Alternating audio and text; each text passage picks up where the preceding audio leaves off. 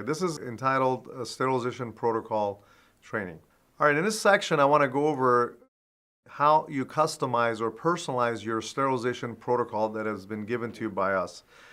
You should have this file as a MS Word document in your section or of documents, and you can actually take this and save it on your desktop, and then you need to get in there and personalize it. When you look at this particular document, it should look like this. You'll notice it says sample instrument processing, sterilization in parentheses, protocol for a dental facility, or it could be for a medical facility. It doesn't really matter. Either way, it's the same. And then it talks about a written protocol must comply with the Dental Board of California, or in this case, Medical Board of California, infection control requirements. Take that out. This is just something that we put there for you to show that it's a requirement. So again, you want to take out the word sample instrument and just leave it as instrument processing protocol for, and then instead of dental facility, you need to write your facility name there. So for example, if you're called ABC Dental Facility or ABC Medical Facility, that's what you want to put there. Then you want to take out any italic verbiage there because that's just for you as instructions.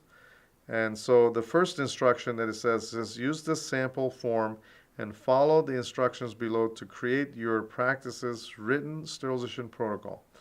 The Dental Board of California establishes minimum requirements for instrument processing and sterilization in its infection control requirements. The DBC requirements are included below. The reason this is made for dental facilities because mostly dental facilities use autoclaves. Very rarely you see medical facilities using autoclaves. But again, if you are a medical facility and you use an autoclave, then this applies to you. So just use it for your facility as well. And then it says for a discussion of instrument processing and sterilization recommendations, refer to the CDC guideline for disinfection and sterilization in healthcare facilities 2008. And there's a website that you can actually go and look. Now, moving on to the actual verbiage here. Here again, this is written for dental facilities, so you can change that to medical terminology, such as instead of dental healthcare personnel, you can say medical healthcare personnel.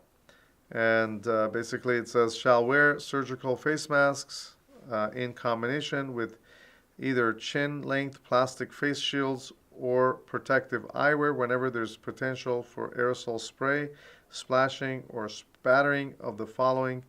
And it says droplet nuclei, blood, chemical, or germicidal agents, or other potentially infectious material, and so on. So you just move all the way down, you leave this alone. Again, you make sure that if you're a medical facility, you change those dental terminologies to a medical terminology.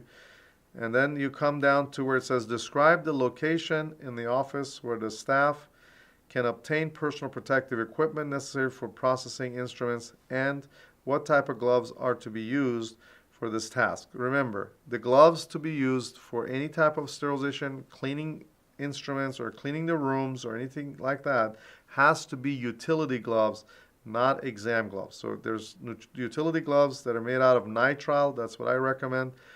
They're a little bit thicker, but not as thick as a dishwashing glove, so you still have good dexterity. Right here, write down where they can obtain those. Where do you have your personal protective equipment stored in your facility? So that's one area. And then you erase the italics. Then it says in this section, describe how contaminated instruments are separated, then transported from the exam room or operatory. In dental offices, we call them operatories, to the sterilization area.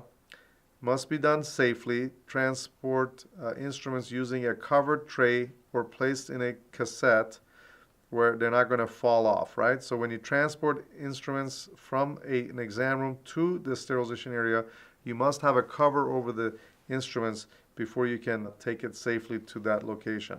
And of course, list all other instruments and items that are to be disposed after single use. So you have to also list all your disposable items that are not going to be sterilized. Then you come to the instrument processing protocol, and then right underneath it says, in this section, describe how instruments are soaked, cleaned, wrapped before sterilization. So this is where you're going to explain how you use ultrasonic equipment to do a pre-soak and cleaning before you actually pouch them and get them ready to be sterilized.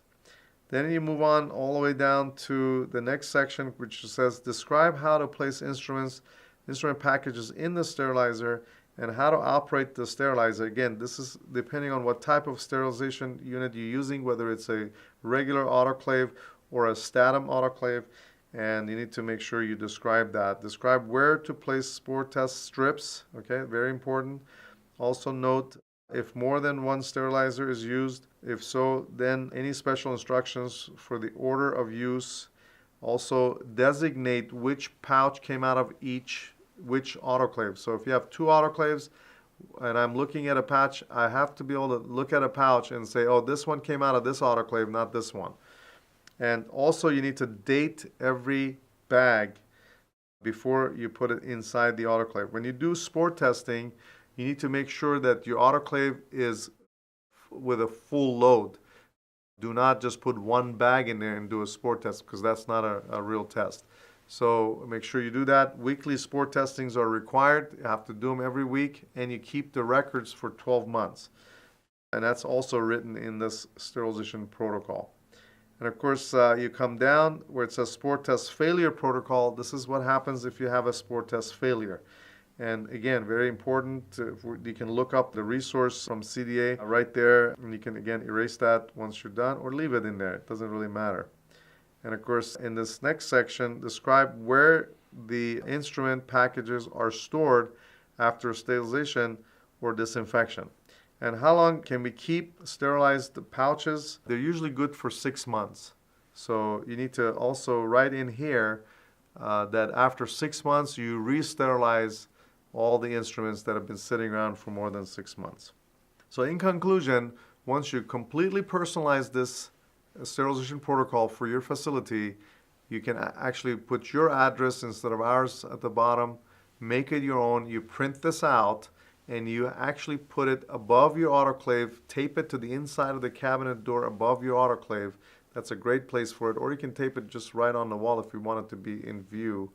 And that needs to remain there in case you have any inspections from the Department of Health, any inspections from any insurance companies, such as Delta, audits, things like that, as well as the Dental Board of California, as well as the Environmental Health Services Department. So all of these agencies are looking for this. Even OSHA looks for this sterilization protocols. This is a very, very important document, and you need to take care of this as soon as possible. And with that said, that concludes this portion of your training. Again, thank you so much for your time and attention.